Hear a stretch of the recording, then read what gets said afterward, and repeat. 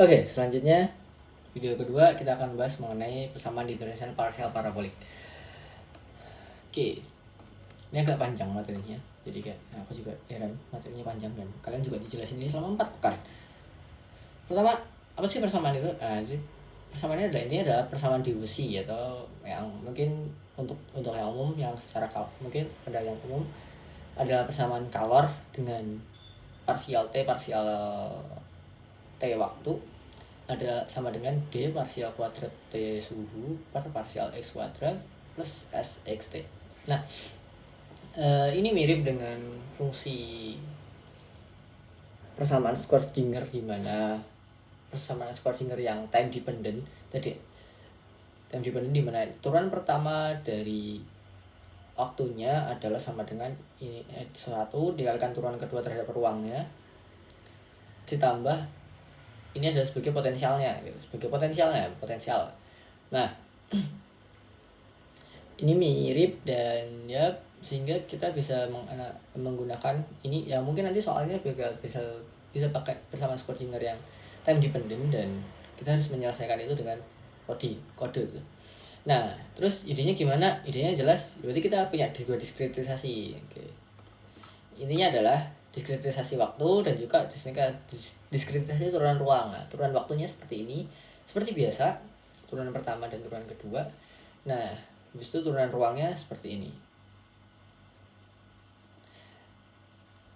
Oke, jadi ada indeks J dan indeks N. Nah, indeks atas dan indeks bawah. Indeks atas untuk turunan waktu, indeks bawah untuk turunan ruang. Nah, sehingga karena adanya indeks atas dan indeks bawah, itu artinya kita akan mendapatkan matriks dengan ukuran persegi gitu. Kita akan mendapatkan matriks dengan ukuran persegi di sebelah kanannya dan di sebelah kirinya yang full gitu, nggak ada kosong-kosongnya. Kalau misal turunan waktunya 0 ya mungkin kita cuma bakal dapat diagonalnya aja gitu. Oke, dan penyelesaiannya itu ada 3 metode. Secara umum ada eksplisit, implisit, dan Chern-Nicolson. Habis itu metode matriks eksponensial. Dari ketiga metode ini, yang paling gampang itu adalah eksplisit, yang paling gampang untuk dimengerti dan dihafalkan. Terus ada implisit dan Chern-Nicolson. Terus ada matriks eksponensial. Ini yang cukup susah dan harusnya materi terakhir kan kayaknya nggak mungkin muncul di UAS. Kemungkinan yang muncul di UAS adalah kalian akan diberikan eksplisit atau implisit, nah atau Chern-Nicolson, salah satu dari mereka, dan teman-teman diminta untuk mencoba di metode salah satunya seperti yang di bagian titik nol tadi, soalnya yang tahun kemarin kayak gitu. Nah, kita bahas mulai dari metode eksplisit. Oke, jadi di materinya yang beliau berikan yang diupload oleh teman kamu itu materinya kan dari Julia, dan aku terjemahkan di Python ya, dengan AI kayak ya udah, ini ada komentar-komentarnya, dan semoga teman-teman kalau mungkin dari video ini belum terlalu mengerti dan bisa dibaca-baca lagi, ininya ada di drive. Oke, yang penting inisiasi awal ya kan, inisiasi awal itu adalah kondisi saat T diam. Ini adalah kondisi saat T diam. Itu seperti ini. Jadi kita mulai yang jelas ini inisiasi awal. Harusnya karena kita dikasih salah satu ya, kita akan fokus ke titik-titik perbedaannya aja gitu. Nah, harusnya definisi yang awal ini itu bakal dikasih. Jadi seperti teman-teman kalau mau hafalin konsepnya ya ini. Titik grid, habis itu ruang dan waktu, grid ruang dan waktu, terus habis itu menghitung langkah grid, habis itu stabilitas skema eksplisit, inisiasi matriks, suhu, baris sama dengan ruang. Nah ini baris itu artinya ruang, jadi yang, dan kolom itu adalah waktu, kolom yang ke bawah, kolom yang ke kanan. Jadi yang ke kanan adalah ini seperti ini. Oke. Kondisi awal distribusi suhu Gaussian seperti ini. Nah, ini kondisi awal, nanti kondisi awalnya seperti apa harusnya diberikan di persamaan Schrödingernya, atau mungkin kalau ini ada di soal, harusnya ini ada di soal persamaan kondisi awal seperti apa, terus habis itu kondisi di ujung-ujungnya gitu, seperti ini, ujung-ujung. Ini adalah kayak syarat batasnya. Ini kalau bahasa, kalau yang sederhana mungkin sebelumnya kita kenal dengan syarat batas. Oke. Terus, nah intinya kalau eksplisit itu ada dua definisi yang perlu teman-teman hafal, yang di bagian ini dan bagian ini. Pada bagian ini kita membuat matriks eksplisit, yang intinya kita membuat matriks yang di sebelah kirinya itu, matriks yang di sebelah kiri. Nah, bentuknya A seperti ini, B nya seperti ini. Ini satu dikurangi 2 kali lambda, itu dikalikan sebanyak NP1 di matriks berisi 1 dengan pada NX min 2. Terus yang kedua ini adalah membentuk matriks tridiagonal. Ini ada memisah matriks A jadi NP diag A plus NP diag B untuk K-1 dan NP diag B untuk K sama dengan 1. Nah, ini untuk tridiagonalnya lah, untuk tridiagonal. Ini untuk yang bagian diagonal. Diagonal utama ini, terus diagonal atas bawah seperti ini. Ini matriks A-nya. Nah, ini adalah ya intinya ini membuat matriks A gitu. Oke, terus yang bagian ini adalah skema explicit temper. Ini adalah bentuk perhitungan atau perhitungan waktu iterasinya. Jadi ini sederhana, yang eksplisit sederhana. Jadi intinya seperti ini. Oke. Habis itu plotting. Kalau plotting harusnya teman-teman udah bisa lah ya. Nah, terus apa bedanya eksplisit sama implisit? Kalau eksplisit itu Euler maju, kalau implisit itu Euler mundur, sehingga seperti biasa kita perlu mencarikan titik-titik nol. Oke. Ini metodenya mirip-mirip implisit sama Chern-Nicholson. Intinya gini, implisit itu Euler mundur dan Chern-Nicholson adalah menggabungkan pendekatan eksplisit dan implisit dan mengambil rata-rata dari antara dua waktu lebih akurat. Jadi mengambil rata-rata dari eksplisit dan juga implisit. Maka dalam kodenya, ini kebutuhannya, maka kapan menggunakannya ya mungkin nanti soal mungkin bisa jadi alasan kenapa memilih itu. Oke, bagian ini sama persis. Ini sama persis dengan yang eksplisit atau implisit, ini sama. Nah, terus bedanya yang di sini. Yang bagian ini sama bagian ini. Nah, pertama generate matriksnya ini beda. Pada bagian A dan B itu beda. Ini ini plus 2 kali lambda dikali NP1 min 2, terus ini minus lambda NP1 NX min 3. Diagonal atas dan atas bawah dan diagonal diagonal utama. Habis itu dijumlahin. Dah keluar ini.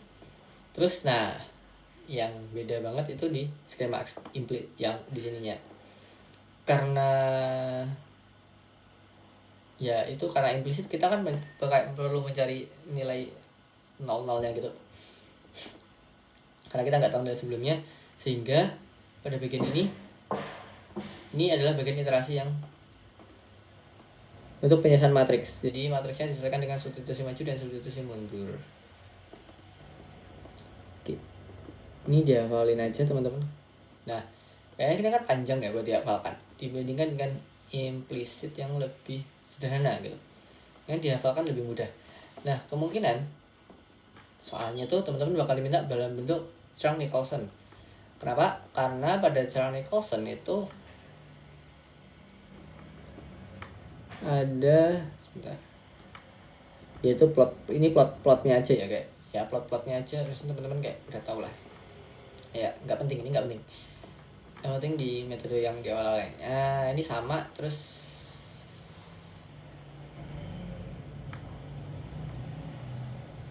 oke, kemudian di Chern-Nicholson kenapa? Karena bagian ini, nah kita bikin matriks kiri ini sama dengan kayak yang ini, ingat tadi ini plus lambda, ini minus lambda. Kenapa duanya keluar?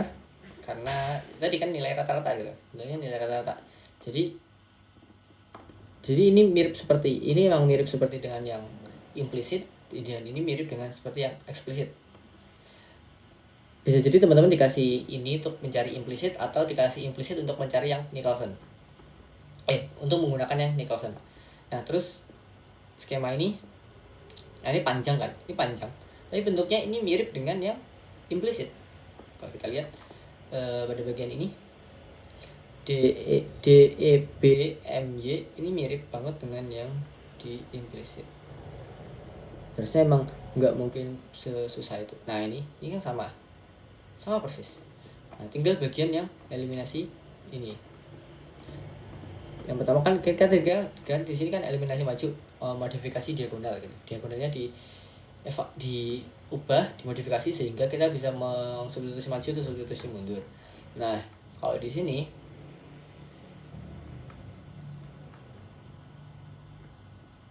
sama. Jadi kemungkinan teman-teman bakal diminta dalam metode Nicholson dengan dikasihkan yang implisit atau dibalik. Implisit dikasih Nicholson untuk mencari implisit. Intinya beda di bagian ininya aja, pembuatan matriksnya ini. Nggak ada matriks kanan, matriks kiri. Cuma ya karena di sini ada matriks kanan, matriks kiri, makanya penggunaan ini A kiri, A kanan ini harus diperhatikan gitu.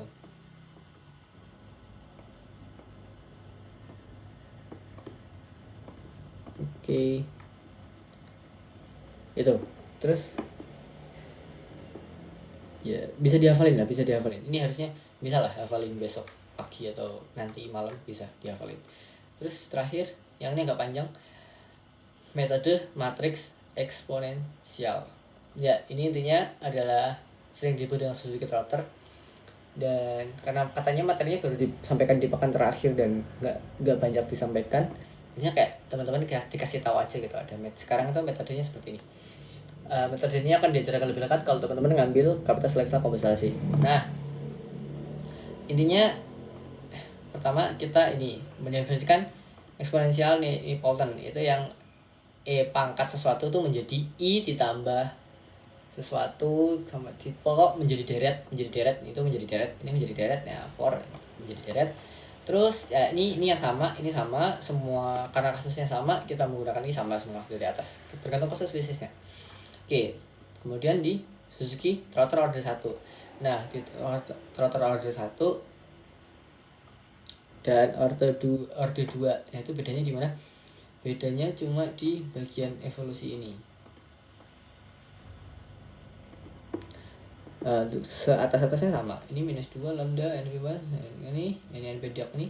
Bedanya cuma di bagian evolusi. Nah, bagian evolusi ini adalah A1 dikalikan dengan A3 dan dikalikan dengan A4 ini perkalian secara matriks. Terus di bagian evolusi ini kita perkaliannya enggak gitu, tapi kayak kita perkalikan A1 dengan A3 kali A4 yang ditransposkan, habis itu dikalikan dengan A3 kali A4. Terus yang bawahnya ini sama, bedanya cuma di bagian evolusi ini aja. Kalau mungkin teman-teman diminta ini, ingat-ingat bagian ininya aja. Nah, seterusnya sama. Jadi solvingnya ini kayak ya, ini aku B1, B2 ini untuk solving yang bagian pertama dan bagian kedua gitu ya. Aku nulisnya sekalian aja biar kelihatan sama kayak ini underscore 1 underscore 2 tuh ya cuma bedakan order 1 sama order 2 gitu aja. Terus plotting selesai.